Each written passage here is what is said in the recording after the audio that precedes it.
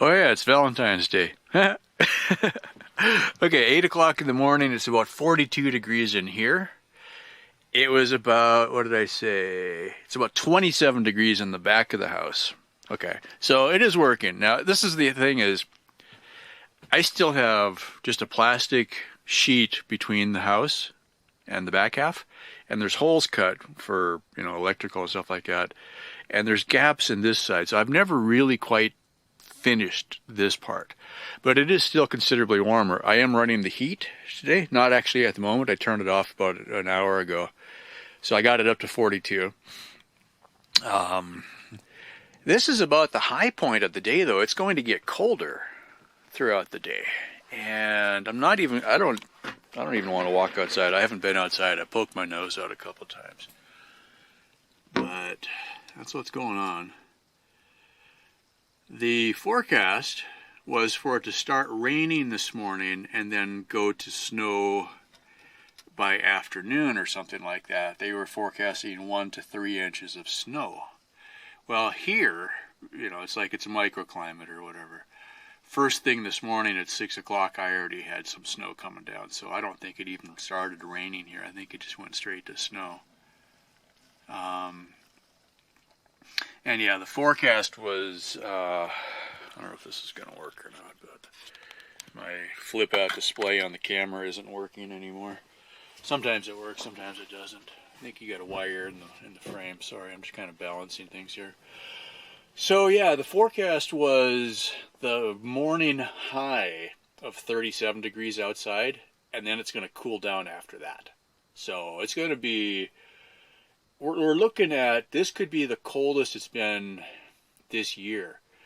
One forecast I saw had overnight low tonight, going into tonight, not last night.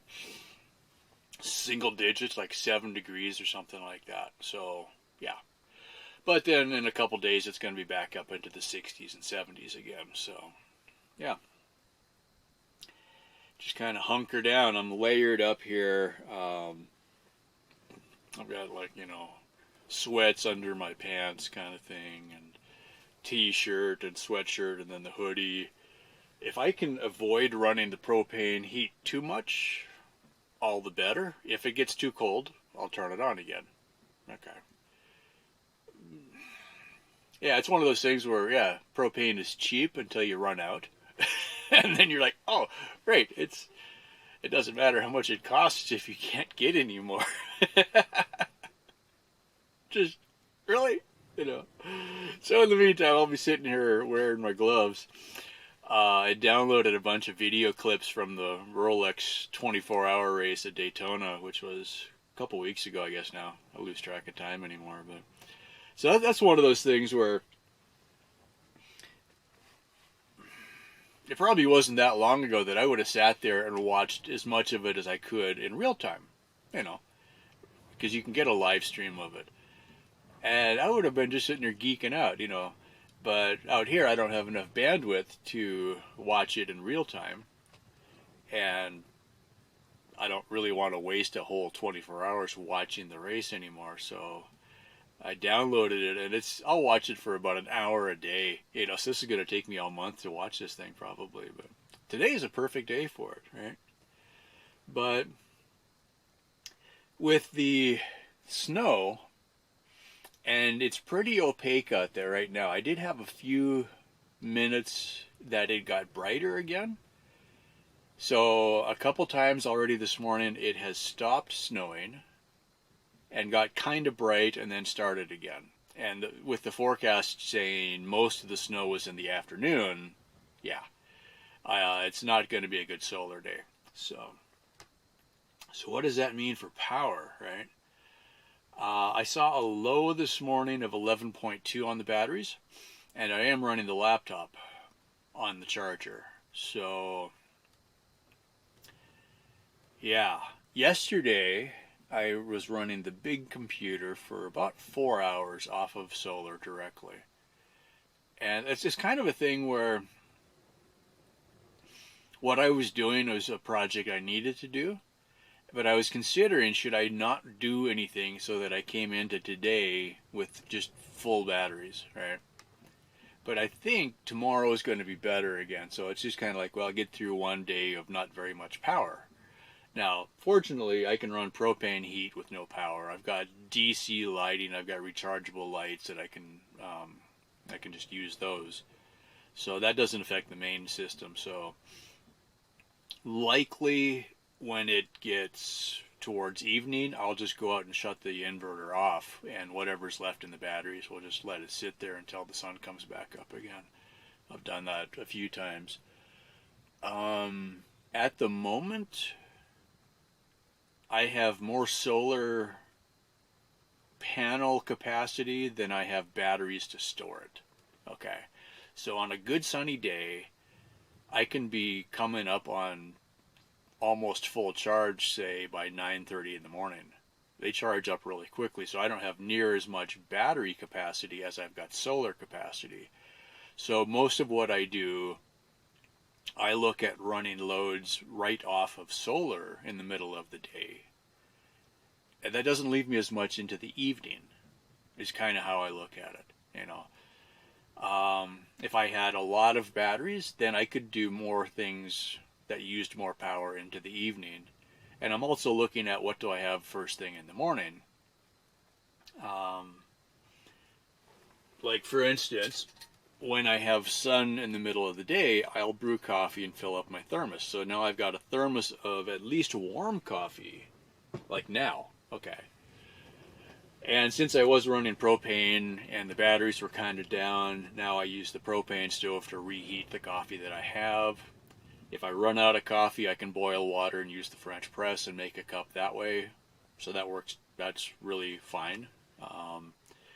If I've got enough solar, I'll just make coffee electrically because that's renewable. And that's exactly the point, is anytime I can use electricity, the next time the sun comes out, it recharges. That's every day starts over like that. If I burn propane, as cheap as propane is, I have to go get more. And since I sold the truck, that's kind of the issue. Now, that's not, I'm not, standing up and, hey, somebody go get me propane. It's like, no, I've got another full tank still. I haven't ran out. But the longer I can pinch that last tank, the better. So, what is so funny is I actually put the propane heater away last week. Just a few days ago. I hadn't seen the forecast. And I'm like, oh, it's going to get cold again. Dang it, let me go get it, So on my propane tank, I've got a Y adapter that one hose goes up to the stove and one hose goes to the propane heater. Okay. So I had disconnected all that and just left the hose going up to the stove. And I'm like, all right, I'm going to go hook it all back up again, So, yeah. But I haven't used propane heat for... I wish I had logged it. But so many days out here are sunny and warm. And then my batteries are fully charged, so I didn't even use the propane to cook breakfast. A lot of days, right? So it's like what I was talking about in that other video, and I was thinking about exceptional days. I don't feel too bad about running propane a few days a month during the winter. Okay. And yeah, the insulation, it helps.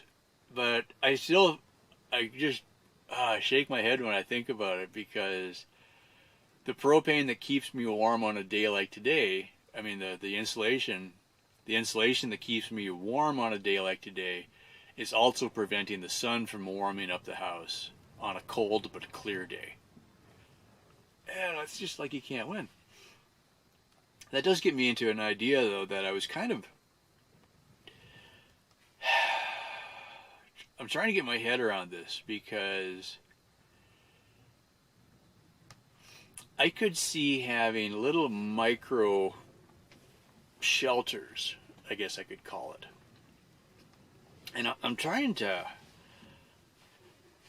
decide if that makes any sense at all, right?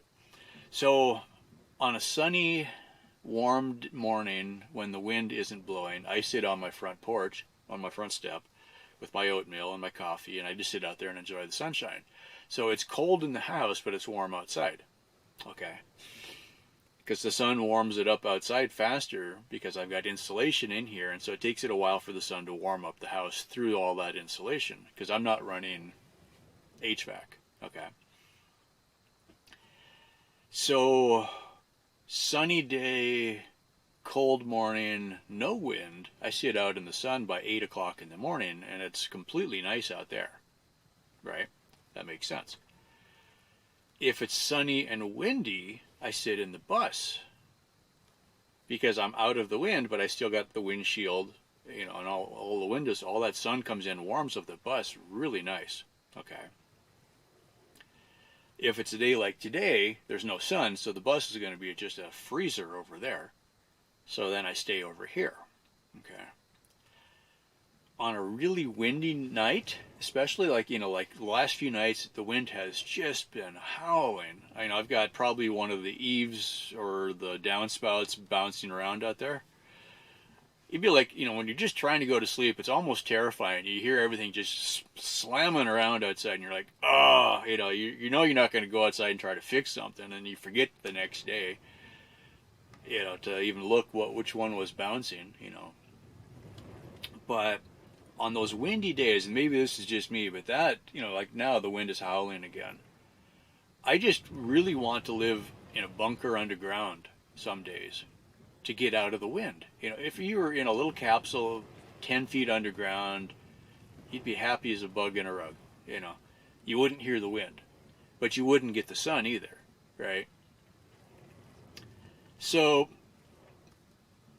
on the one extreme, I start, on days like today, I'm like, oh man, I want a bunker and I want a sunroom and I want to live in the bus some days, and then some days I want to live in the house, or I could finish the bus conversion if I insulated the bus but had the windshield,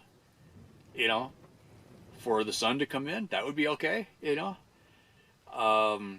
or do I take all the money and materials and energy that having 7 or 8 different little pods would cost and finish the house and rig up a furnace, which kills me. I'm like, oh, I don't want to have a furnace. I just want to be comfortable, because as soon as you got a thermostat, you'll use it, and you just, you'll be burning energy all the time.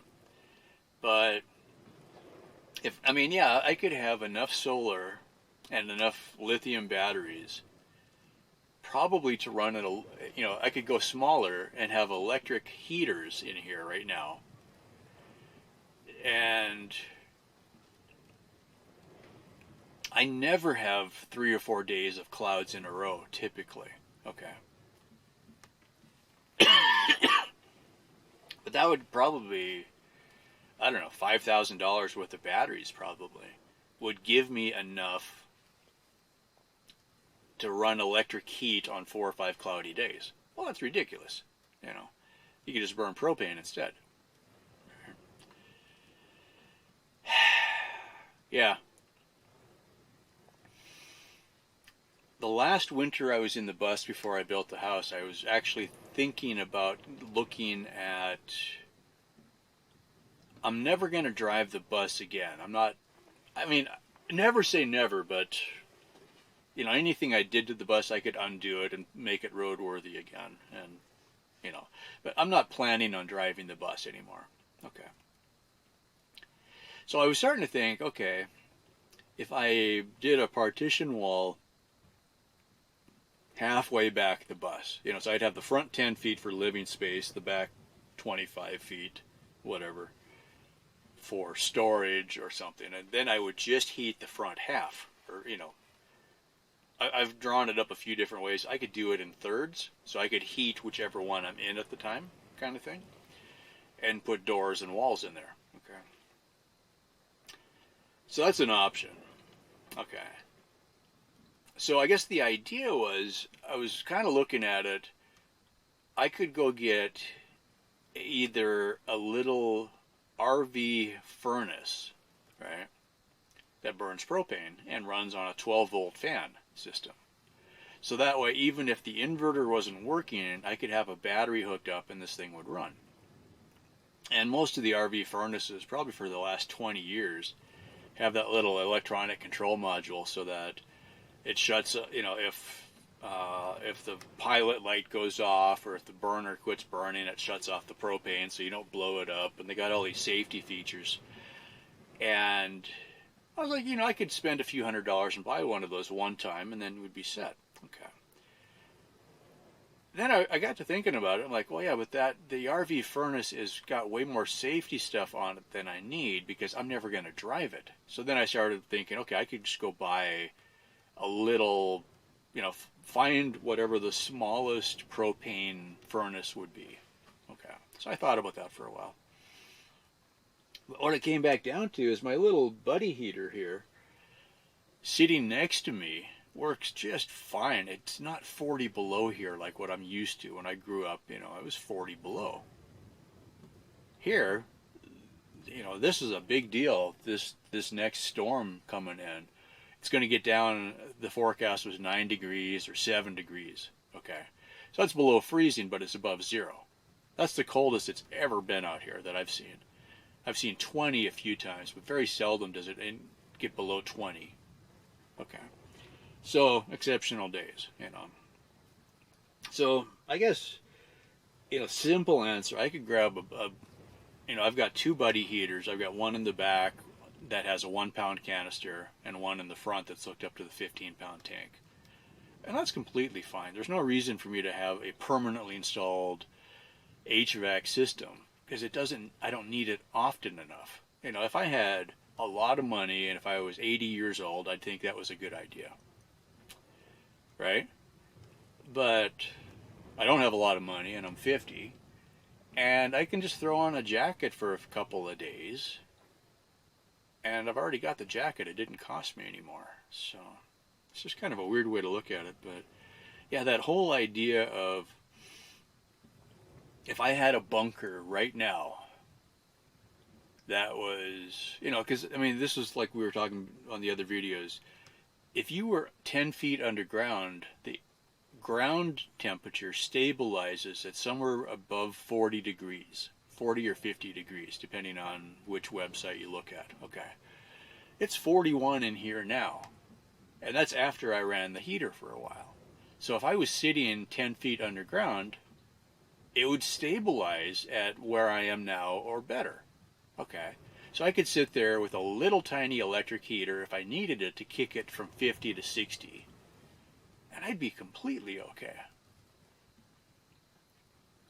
In the summer, when it's 100 degrees, I'd go in the bunker and it would be 50, 55 degrees. Same thing. Right?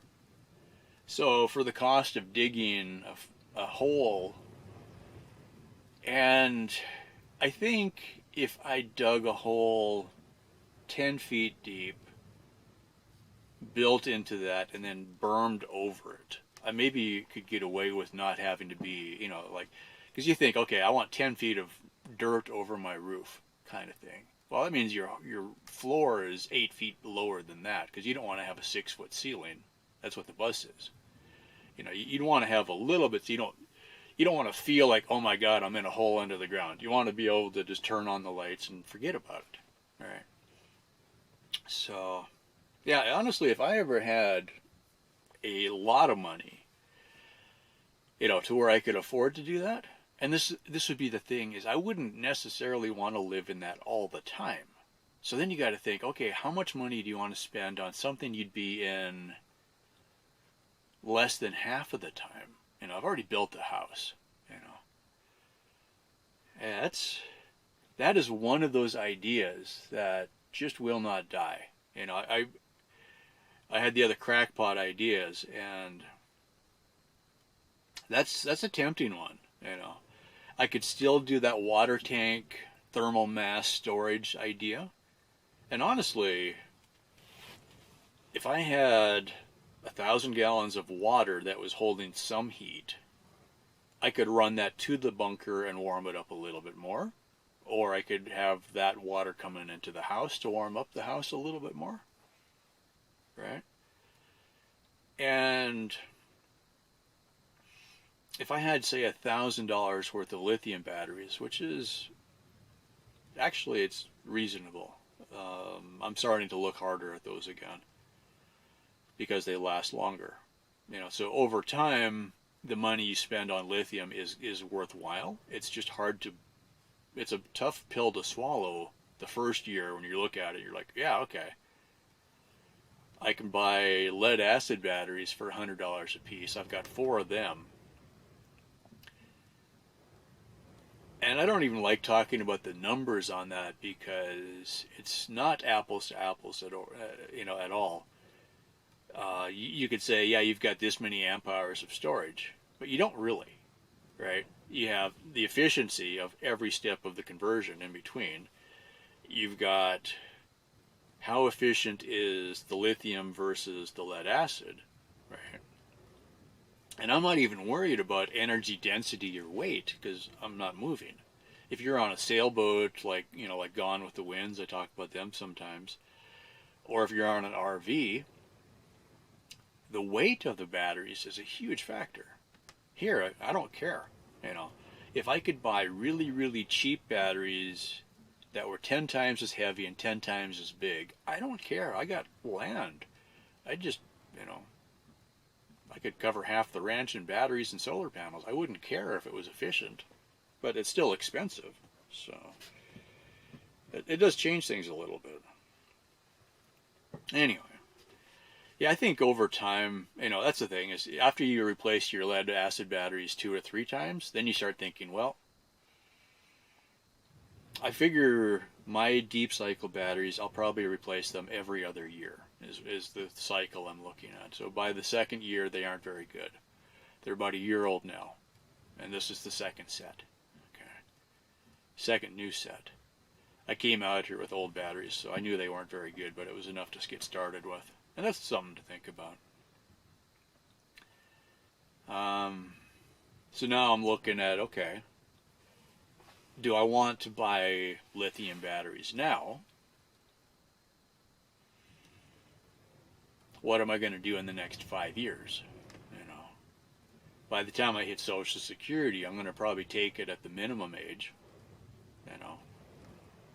That's going to be more money than I'm living on now. So in my case, I'll be set when I can start pulling Social Security. That'll be great.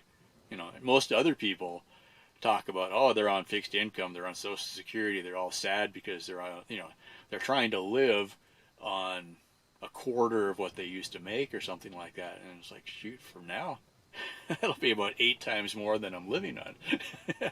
I'll go buy a truck again.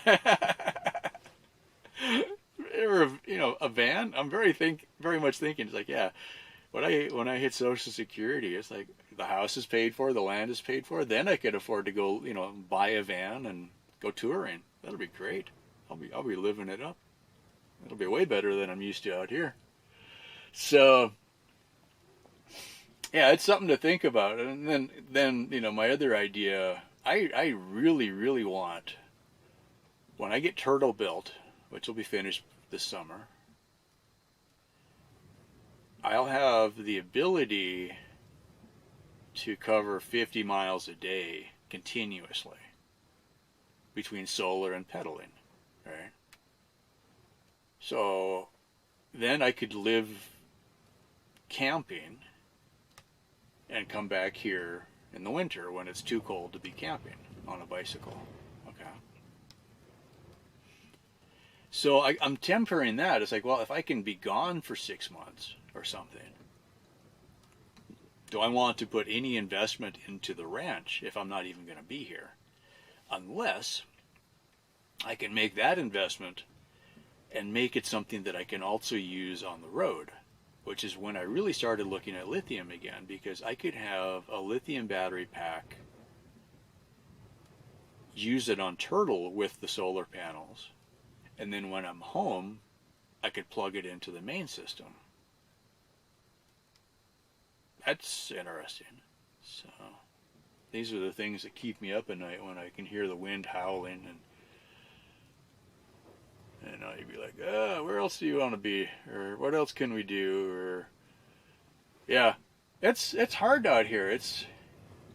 The days where it's windy, I want to go dig a bunker. I desperately want to go dig a bunker. And I've marked it out where I want to put it, you know. And, you know, it could be, if I did, and I've drawn this up a few times and sketched it up and talked a lot, and if I did, you know, the size of a van, right? So you had just enough room to sleep and enough room for your laptop, and maybe you could cook in there a little bit, you know.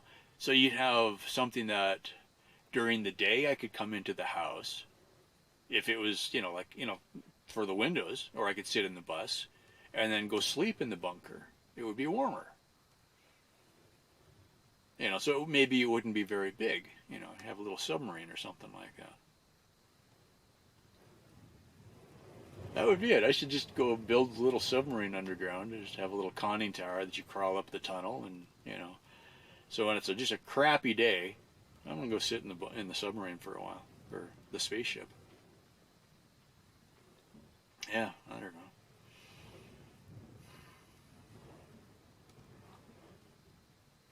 Maybe the thing I've always needed was a backhoe. That's it. I'm going to quit the electric bike project, and I'm going to figure out how to build myself a backhoe. Anyway, yeah, it's quarter to 9 now. It's still 41 degrees, so I'm kind of like, I'm not going to run heat if I can help it, and then save it for when it gets really cold, because it's going to get colder today. But I'm hanging at 11.3 volts, so that's not very good. The solar panels are going to start getting covered in snow. Then I'm going to get no solar. But if it's still snowing hard, and if it's really gray,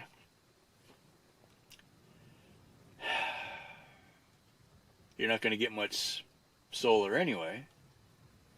So then is it worth going outside, getting cold, to brush the snow off? You know, the last time it snowed, back in December, I guess it was, I went out every hour and brushed the snow off the panels, and I'd go out, you know, I'd look out 15 minutes later and they were so white you weren't getting any sun anyway, so it didn't really matter. So, or maybe I'll just hunker down for a day and drink hot chocolate and not worry about it. Just go out and deal with it tomorrow. Exceptional days. It only happens once in a while, so it's not too bad. Yeah. The other irony is I just, a couple of days ago, shaved the beard off and, you know, shaved my head because it was so warm. Seriously. I'm like, that's cold. I'm back to sleeping with my toucan, or watch cap, or knit cap, or whoever you talk to. That's it. I'm going to go back to watching racing. Maybe we'll come back.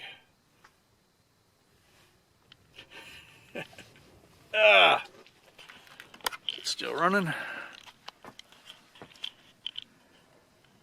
Hey, look at that. Minute left.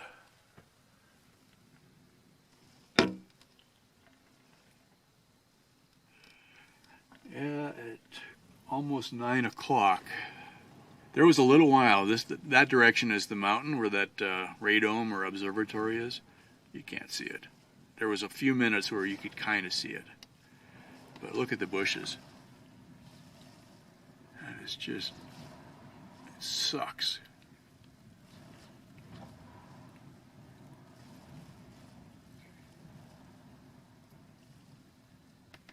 If I had any trees, I probably would have a fireplace. But these bushes, I don't think it's worth having a fireplace just to knock down all the bushes, because then you wouldn't have any bushes either.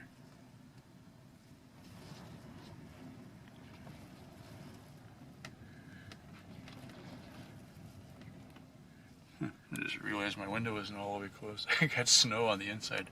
Oops. That's no good.